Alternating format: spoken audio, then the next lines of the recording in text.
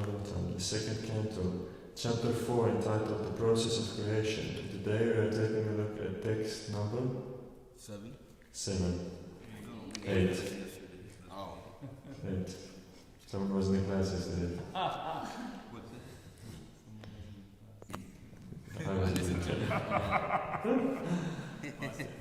Nunam Bhagavato Brahman Hare Adbhuta Karmana Tuvibhavyam Ivabhati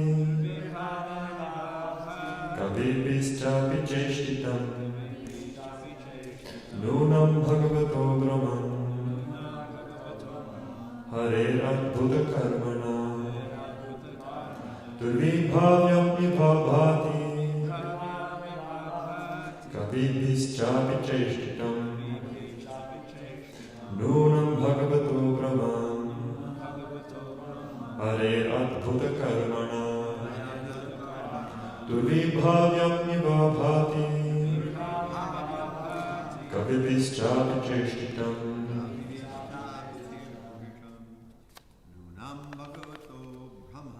Nunam Bhagavato Brahman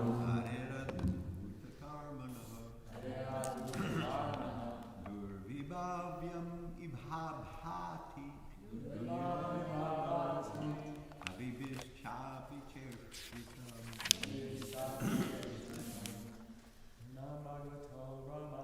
Nunam Bhagavato Brahman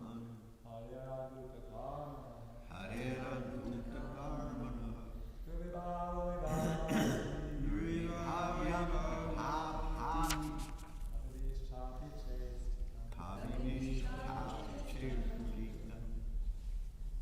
Nunam Bhagavato Brahman Hare Adbhuta Karmana Durvibhavyam Ibhabhati Kavibhischapi Cheshtitam. Ladies. Nunam Bhagavato Brahman Hare Adbhuta Karmana Durvibhavyam Ibhabhati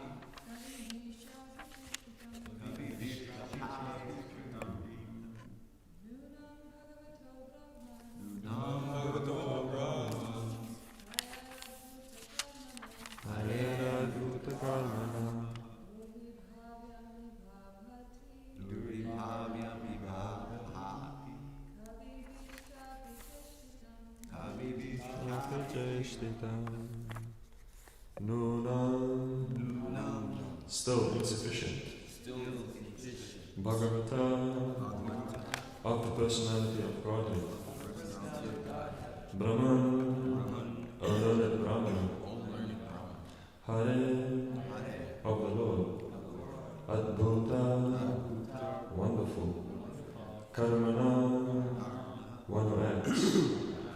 Durvibhavyam, inconceivable. Eva, like that.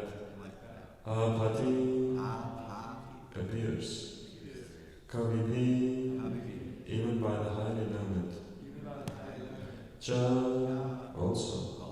Abhi, in spite of. Cheshtitam, being endeavored for. Translation. O learned Brahma, the transcendental activities of the Lord are all wonderful. They appear inconceivable because even great endeavors by many learned scholars have still proved insufficient for understanding them. Purport. The acts of the Supreme Lord in the creation of just this one universe appear inconceivably wonderful, and there are innumerable universes, and all of them aggregated together are known as the created material world. And this part of his creation is only a fractional portion of the complete creation. The material world stands as a part only, ekankshena stito jagat. Supposing that the material world is a display of one part of its energy, the remaining three parts consist of the Vaikuntha Jagat or spiritual world, described in the Bhagavad Gita as Madhama or Sanatan Dhamma or the eternal world. We have marked in the previous verse that he creates and again winds up the creation. This action is applicable only in the material world because the other, greater part of his creation, namely the Vaikuntha world, is neither created nor annihilated. Otherwise the Vaikuntha Dham would not have been called eternal. The Lord exists with Dham. His eternal name, quality, pastimes, entourage, and personality are all a display of his different energies and expansions. The Lord is called Anadi, or having no creator, and Adi, or the origin of all. We think in our own imperfect way that the Lord is also created, but the Vedanta informs us that he is not created. Rather, everything else is created by him. Therefore, for the common man, these are all very wonderful matters for consideration. Even for great scholars, they are inconceivable, and thus such scholars present theories contradictory to one another. Even for the insignificant part of his creation, this particular universe, they have no complete information as to how far this limited space extends, or how many stars and planets are there, or the different conditions of those innumerable planets.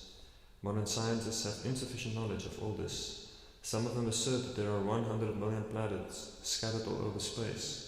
In a news release from Moscow, dated 21st February 1960, the following piece of knowledge was relayed. Russia's well-known professor of astronomy, Boris Vorontsov-Vilyamanyov, said that there must be an infinite number of planets in the universe inhabited by beings endowed with reason. It could be that life similar to that on Earth flourishes on such planets. Doctor of Chemistry Nikolai Zirov, covering the problem of atmosphere on other planets, pointed out that the organism of a Martian, for instance, could very well adapt itself to normal existence with a low body temperature. He said that he felt that the gaseous composition of Martian atmosphere was quite suitable to sustain life of beings which have become adapted to it. This adaptability of an organism to different varieties of planets is described in the Brahma Samhita as Vibhuti Pinam, i.e. each and every one of the innumerable planets within the universe is endowed with a particular type of atmosphere, and the living beings there are more perfectly advanced in science and psychology because of a better atmosphere. Vibhuti means specific powers, and Pinam means variegated. Scientists who are attempting to explore outer space and are trying to reach other planets by mechanical arrangements must know for certain that organisms adapted to the atmosphere of Earth cannot exist in the atmosphere of other planets. One has to prepare himself, therefore, to be transferred to a different planet after being relieved of the present body, as it is said in Bhagavad Gita. Yanti deva vrata devan, pitrim yanti pitri vrata, bhutani yanti bhuteja, yanti mat yajino bimam. Those who worship the demigods will take birth among the demigods. Those who worship ghosts and spirits will take birth among such beings. And those who worship me will live with me. Maharaj Parikshit's statement regarding the workings of the creative energy of the Lord discloses that he knew everything of the process of creation. Why then did he ask Shukadeva Goswami for such information? Maharaj Parikshit, being a great emperor, a descendant of the Pandavas, and a great devotee of Lord Krishna, was quite able to know considerably about the creation of the world, but that much knowledge was not sufficient. He said therefore that even greatly learned scholars fail to know about that, even after great effort. The Lord is unlimited, and his activities are also unfathomed. With a limited source of knowledge and with imperfect senses, any living being, up to the standard of Brahmaji, the highest perfect living being within the universe, can never imagine knowing about the unlimited. We can know something of the unlimited when it is explained by the unlimited, as has been done by the Lord himself in the unique statements of the Bhagavad Gita, and it can also be known to some extent from realized souls like Shukadeva Goswami, who learned it from Vyasadeva, a disciple of Narada. And thus the perfect knowledge can descend by the chain of the cyclic succession only, and not by any form of experimental knowledge, old or modern.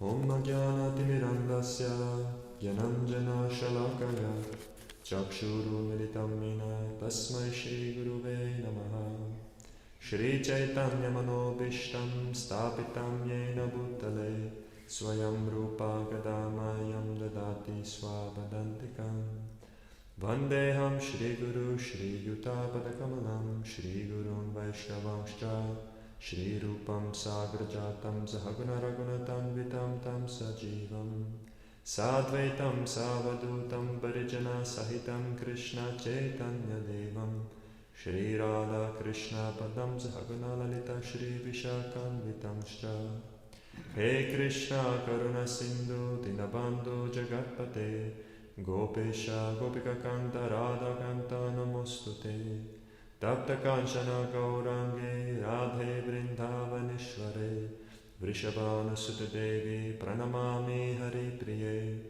Vanchakalpatarubhyascha Kripa Sindhubhya Evacha Patitanam Pavanebhyo Vaishnavebhyo Namo Namaha Jai Shri Krishna Chaitanya Prabhu Nityananda Shri Advaita Gadadhara Shri Vasari Gaura Bhakta Vrinda Hare Krishna Krishna Krishna Hare Hare Hare Rama Rama Rama Hare Hare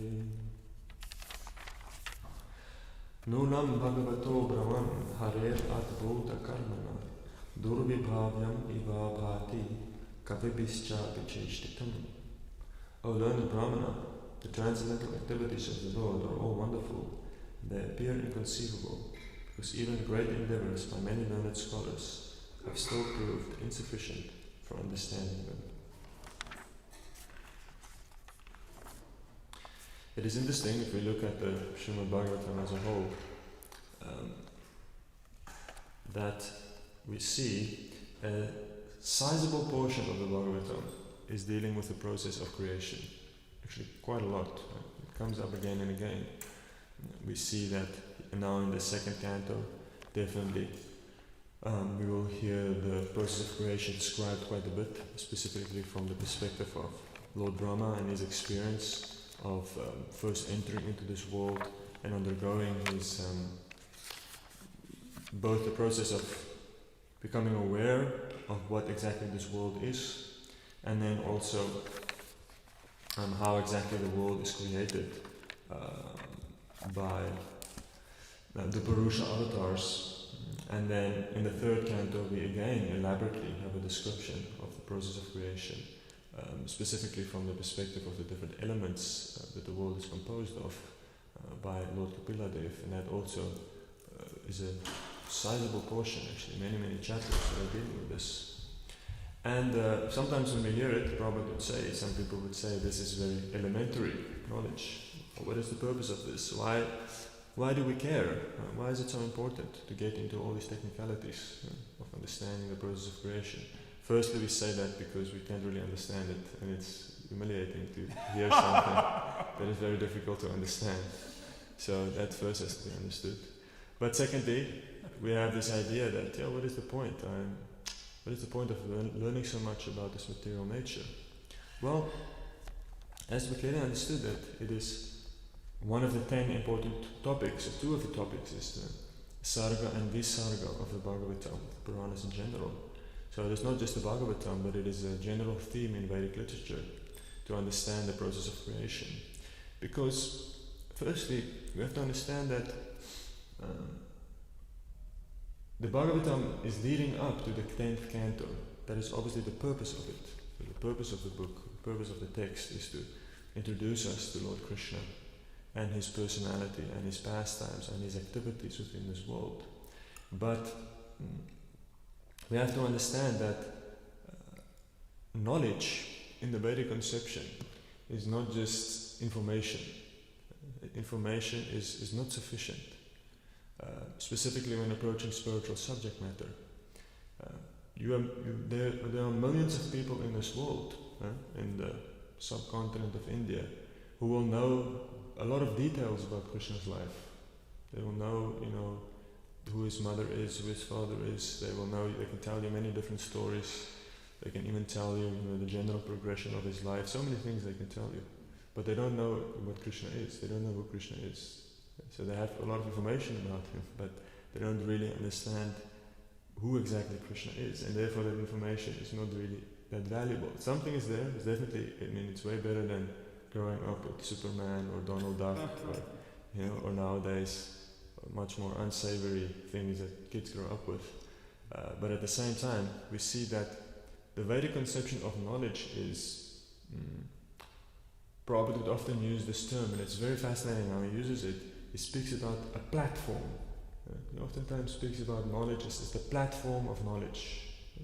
So meaning that knowledge is it's not about information, but it's about being at a certain place. Right? It's like ascending on the platform of knowledge. Right? It's like more a kind of a vantage point that one obtains. And when you look at the world from that platform, then you can see it clearly. Just like so many things are like that. Like you cannot really see. For example, some people, even in our Krishna movement, they think the earth is flat. So then it's difficult to see that. But from our perspective, the earth does look flat. But then if you go to another vantage point, and then you can look at the world, and then you can see whether it is flat or not. Right? So it's about a platform. It's about a certain perspective, and then you can see things clearly. So similarly, the knowledge that is required before one can even approach Krishna, one has to get onto the platform of knowledge. And the first important part of this platform of knowledge, this vantage point that one is required to be able to see the world clearly, is exactly that one has to look at this world and see this world for what it is. So in our philosophy, we understand that the world is not false. The world is very real. The world is a real thing. The illusion of the world is not that what you're looking at and you're thinking that it's not real. It's just that you look at the world and you don't understand what it is. You think it is something else than what it is. So it is very real, but it's not what you think it is. Meaning that, and what is it that we think it is? What we think it is that we look at the world and we see it as a place that is meant to facilitate our desires. That's what we think. We look at the world, we think the world is meant as a place for my enjoyment. And then that is the platform from which we look at the world. That is the unconscious assumption that is basically penetrates into everything that we think. Beyond that, that is the baseline from which we look at the world. The conditioned soul looks at the world in this way. But that is not the platform of knowledge, because that's not really what the world is. The world is not it's not meant for that purpose. And it doesn't actually, it oftentimes will fail if you think that that's the purpose of the world. You will very oftentimes experience that. The world isn't really, something is broken. There's one of the arguments, the famous arguments against the existence of God by David Hume, the 18th century Scottish empiricist. And he would say that if you look at the world, some people, the general argument for the existence of God is that the world must have been created, because look at how complicated and wonderful and astounding it is. Adbhuta, it is wonderful. So therefore it must have been created by God. But then he says, but that doesn't make sense. Because look at the world and just look at tornadoes, hurricanes, birth defects, whatever, the American political system, so many things. You can look at the world and then you can see it cannot be created. There must be, there must be a great, if there is a creator, it really did a bad job. Because why would you create a world with all these things? So he says that is his argument against creation. But we would say no. His assumption is, the a priori assumption that he has, is that he thought the world is meant for enjoyment. Therefore he said, it's obvious that the world is meant for enjoyment, and then if you look at the world, it's clear that it could have been created, because definitely it must be meant for enjoyment, and then the creator did a very bad job. But then we have to understand, the moment that you have a different perspective, and you see that the purpose of the world is not enjoyment, the purpose is something else, then you see that actually the world is very nicely created. It's very ingeniously created. It's perfectly created, actually. And everything that is going on is perfect. So that's why sometimes devotees would say that, yes, everything is perfect. We have this idea that everything is perfect. Yes, everything is perfect. Only if you abandon the conception that the world is meant for enjoyment, then you can see the world is perfect. So the perfection of the world means that it is meant to purify us. That is the purpose of the material energy. It's meant to take a conditioned soul, give him a certain scope to engage in his material experience according to his desire, but at the same time it's made in such a way that it will purify him, it will force him to seek purification. Then we see, wow, then it's very nicely created. Amazing, well done, Krishna. Really well done, well created. Because I can see now that if I look at the world, definitely the world is purifying. From left, right and center, so many elements come that help to purify us. that help to make us more tolerant, more humble, more self-controlled, all the varieties of things that we need to develop. So therefore, the Bhagavatam expands such a significant portion of its pages to understanding the process of creation. Because by understanding, firstly, how the world is created, naturally, then you will see the world for what it is. You will see, firstly, that the world is Krishna's energy. It's not your property, it's not your energy. And just this element of, if we look at Patanjali's Yoga Sutras, we see that he explains that there's 5 kinds of the kleshas of ignorance, the 5 forms of ignorance, the basic ignorance that covers us. So when we speak about the platform of knowledge there, it's also the platform of ignorance. So that basic platform from which the conditioned soul looks at the world, which is just simply incorrect. This is simply not correct. It's not about now, you have your opinion, I have my opinion, and let us accept one another's opinions and work together. No, simply it is wrong. It is ignorance, it is a wrong conception. And that conception, it starts with avidya, so the basic ignorance of the self, but then immediately preceding that is asmita, a false identity, and specifically then false proprietorship. So thinking something is yours that isn't yours. That is a serious problem. It's like, even in the conventional world, that will lead to serious difficulties. Like if you would go out and there's a car parked there and you're under the impression that it is yours, but it's not yours, then it can lead to serious legal complications when you start to try to get in there and open it up, and then you say, I just don't have a key, and you try to hotwire it. But that argument won't stand if they come and they say, what are you doing? And you say, no, but I thought this is mine. I thought this is my car. So similarly, in terms of where else does it play out? You see it in terms of organizations. How much chaos is created when people don't understand their position. They start claiming certain authorities and responsibilities or privileges as their own. Another example of false proprietorship. Claiming things, thinking, this is mine. We see it in ISKCON, it can happen very easily. Because ultimately everything is Krishna's property, but sometimes devotees can start to think, yes, it's sort of my property also. And then we see how much difficulties come from a false sense of proprietorship. It can happen even in spiritual organizations. And that can be revealed in greatly embarrassing ways when Krishna flips it open for us. So this asmita, this false sense of self and this false sense of proprietorship is a great obstacle to spiritual life. But the root of it is then in understanding the process of creation. Because as we really deeply understand and we can see how exactly it comes from Krishna and through the Purusha avatars, this energy is entering into this world created and then simultaneously organized by the Lord, both as the efficient and the material cause, the Lord is present. Then it means there is no scope for claiming proprietorship over that which is not yours. And if you can just simply do that, if you can simply understand that the material energy is not your property, then immediately the ability or the desire to exploit it will become pacified.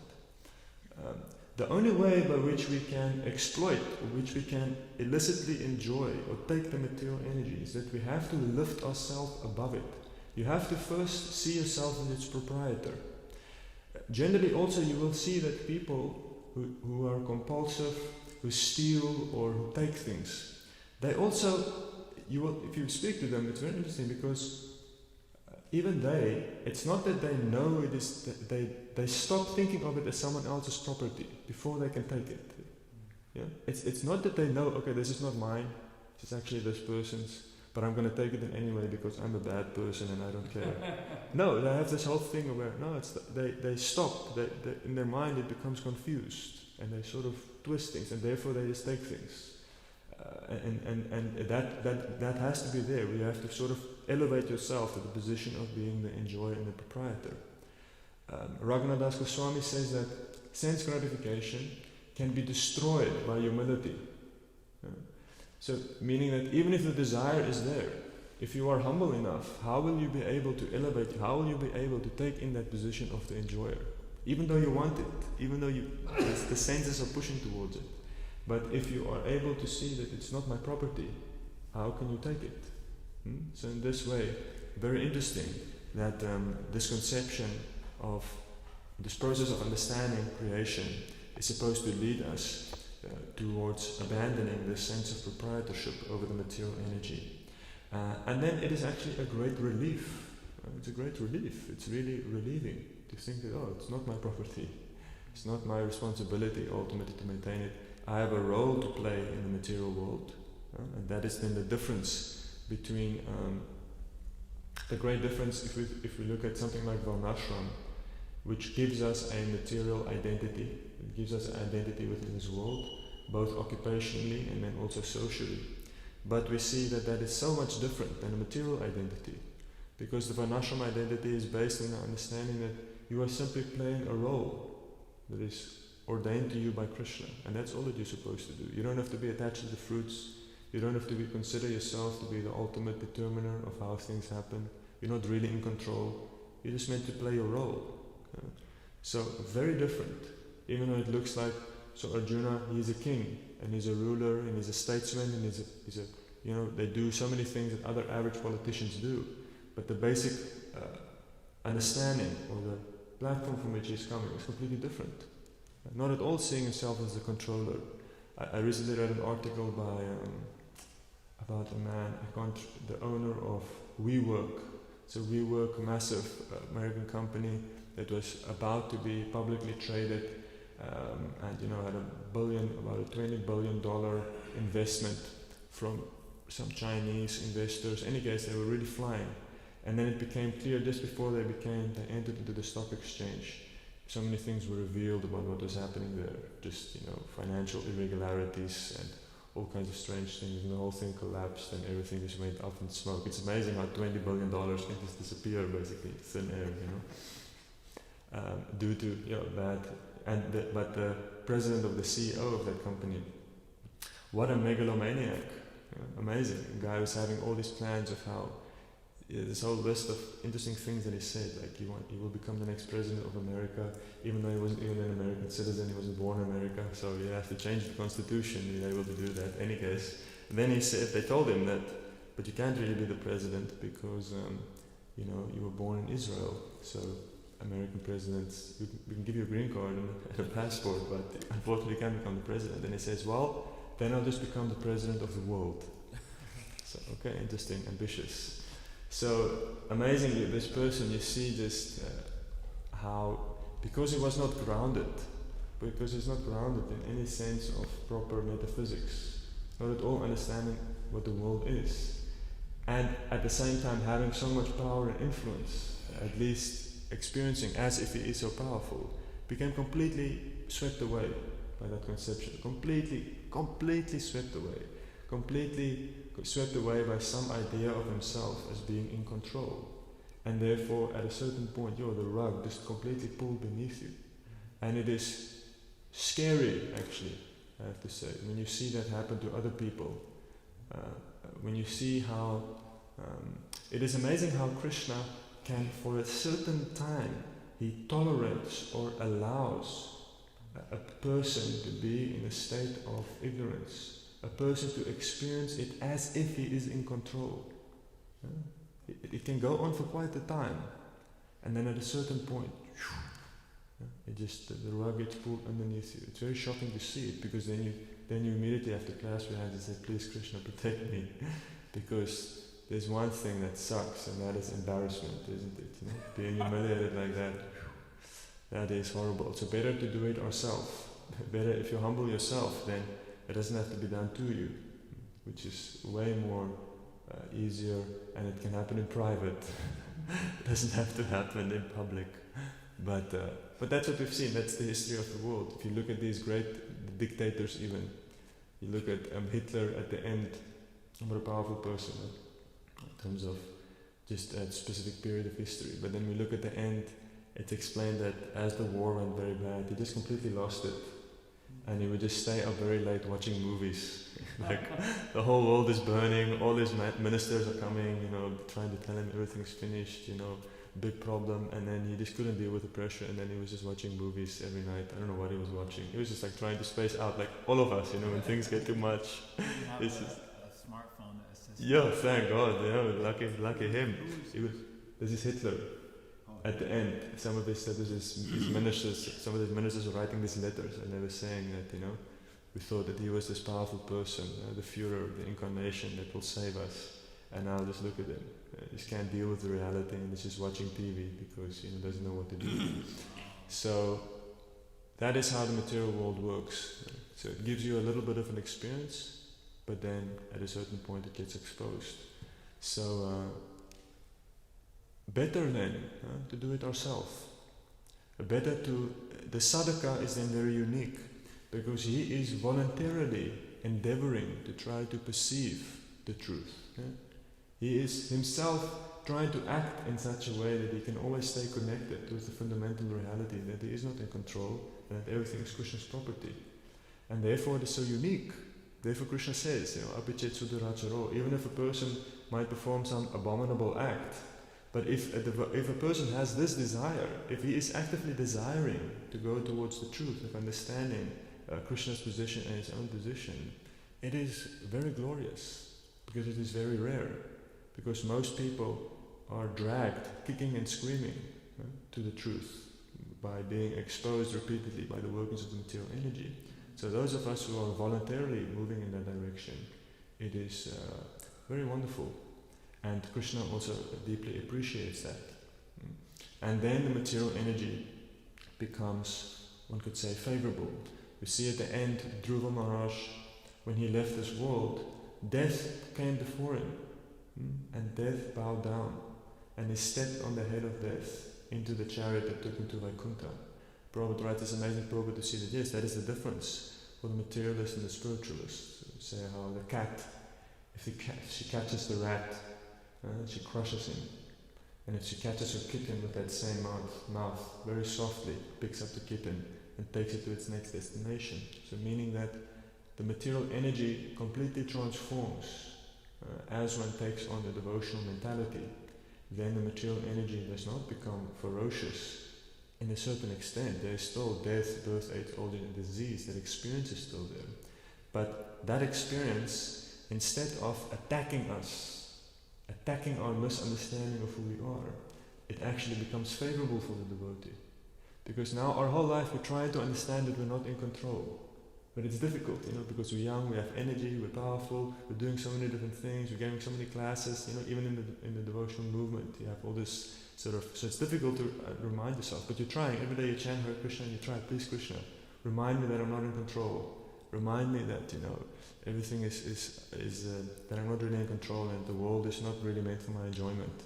But then as you get older, it becomes very easy. It becomes very easy to remember that. And when you face death, it's very easy to understand that you're not in control. So for the devotee, it's like, wow, finally. My whole life it was so difficult to understand that I'm not in control. And now as death stands in front of me, it's very easy to think about Krishna. Karamakana Maharaj says that we sometimes doubt how Krishna conscious we are. But he says when you have a near-death experience, you will see how easy it is to remember Krishna. Very easy. He says that it's like very, very easily how you take shelter of the Lord. So in this way, the material energy is helping the devotee. Whereas for those who are misunderstanding it is material energy is just consistently attacking them, either by directly humiliating them, or by giving them the illusion that for a moment they are in control. Just like if you've seen a cat play with a mouse, it would sometimes lift its paw up, and the mouse thinks that it's free, and then it says, I've escaped, and then the cat just catches it again. So in this way the material energy plays with people, giving them this experience, but they're never really in control, and the claw is right there. Okay, let us hear if there are any questions or any comments on anything that has been said today. Or any I have a quick comment and also a question. My comment is, hearing your class, I was thinking how the purpose of the discussion of the material creation. And we know from the very introduction of the Bhagavatam wants to establish the Parama Dharma as Shuddha Bhakti, kicking out all the dharmas. And I was thinking about the topic of creation, it's for the purpose of also establishing that dharma, because only when you understand the extent in which Maya Shakti is imposed upon the soul, which includes the creation, the nimitta part, the pradhan part, and all the different aspects of it, then there will be no question of you coming out of that Maya by your own strength. So the yoga margis, Gyan margis, they all think that they can just see through Maya and then come out, because they don't know the extent of the imposition of the Maya Shakti. But once you know the extent, then Mamevaye Prapadyante Mayamitam Tunanti, then you have to do bhakti in order to actually get free from the influence of Maya and come out of it. So I was just, I don't know, somehow I got that inspiration from your class also, that knowing all the parts of the Maya and how you're really bound, then there'd be no question I'm getting out of this. Then he was like, okay, I surrender to Krishna, and since that is the purpose of the Bhagavad Dharma philosophy. My question is, in the purport, Prabhupada describes Krishna as anadi and not having any origin, but that's also true of all of his other potencies, like the Jiva Shakti and the Maya Shakti.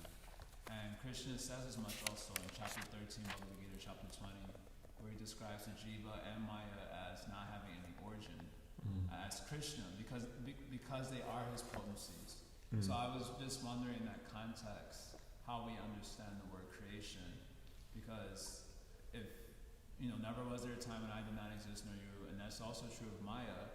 So how do we understand creation in essence, that he's the creator of the material world or of the souls? Well, maybe creator is I would say a word that has a connotation of time. So, but here this adi, it can be taken to be a chronological kind of creation. So the idea that there is no creation in time, but adi can also just mean origin. So there's no other origin. So the living being, even though it is not created, but it has an origin. The origin is Krishna. The origin is Mahavishnu. The idea of the expansiveness. So similarly, that's also, if you would look at Krishna's distinction between Krishna and other avatars, is not in terms of power or in terms of their position. They're the same, many of them are the same position ontologically, but the difference is the origin.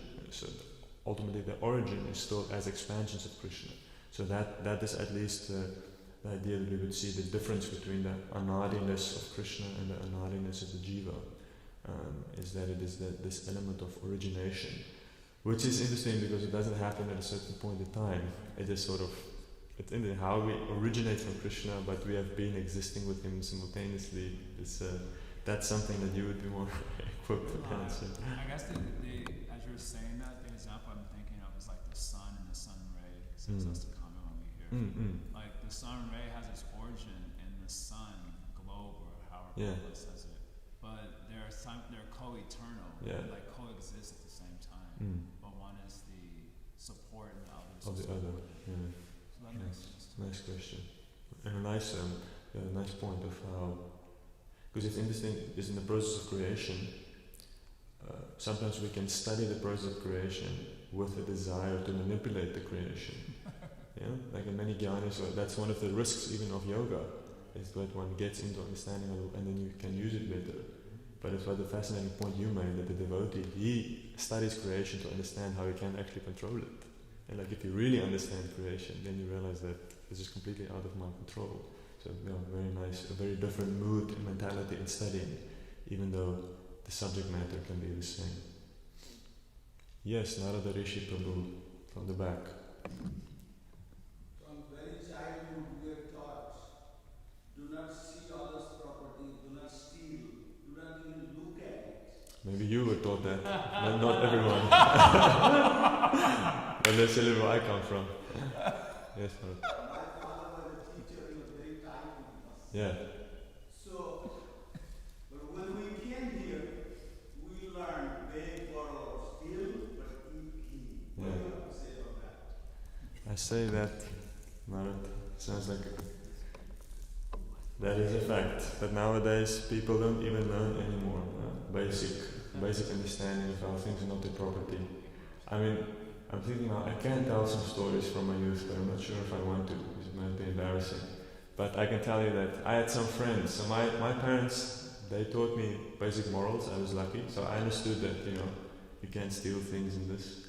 But then I remember I had one friend, and once we went, he stole something. He found something, some furniture that was sort of, and we were young, and then he saw it, a little coffee table someplace. Any case, he grabbed the thing and then he took it home.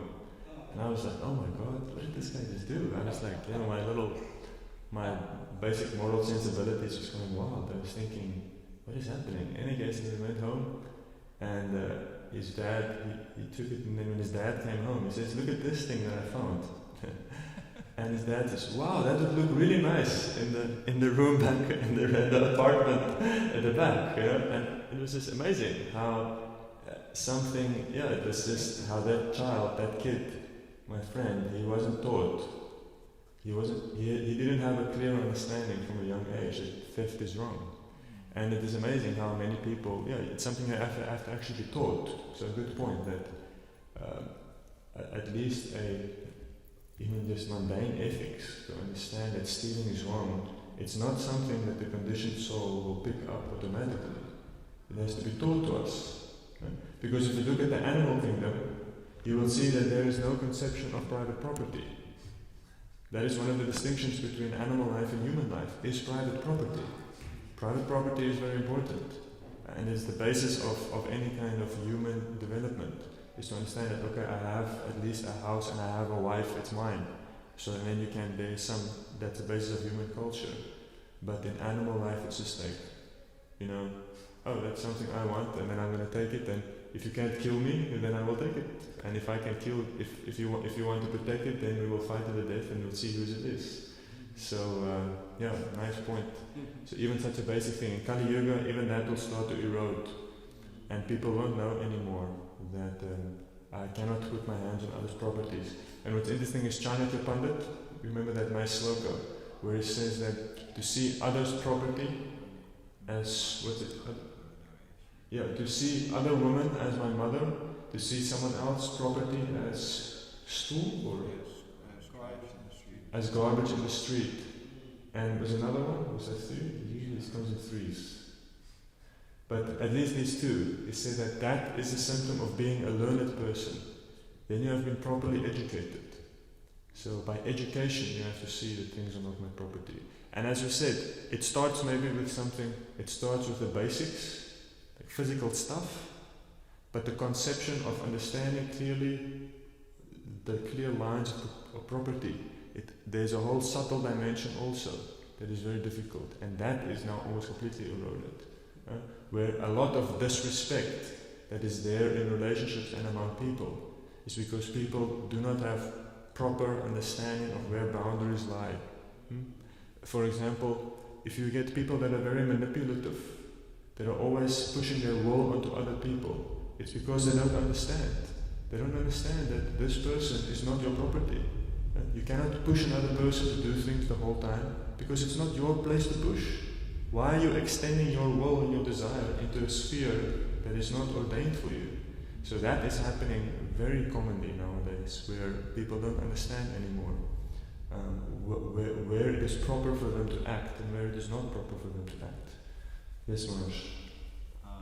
The Prabhupada tells this story about Alexander the Great, that there was somebody, he conquered all these different territories, and at one point, because he was like kings in the Vedic time, he would just hear cases himself. If there was some problem in the kingdom, someone would come before him, and he would hear what the problem was, and he would decide what should be done or not. So there was a man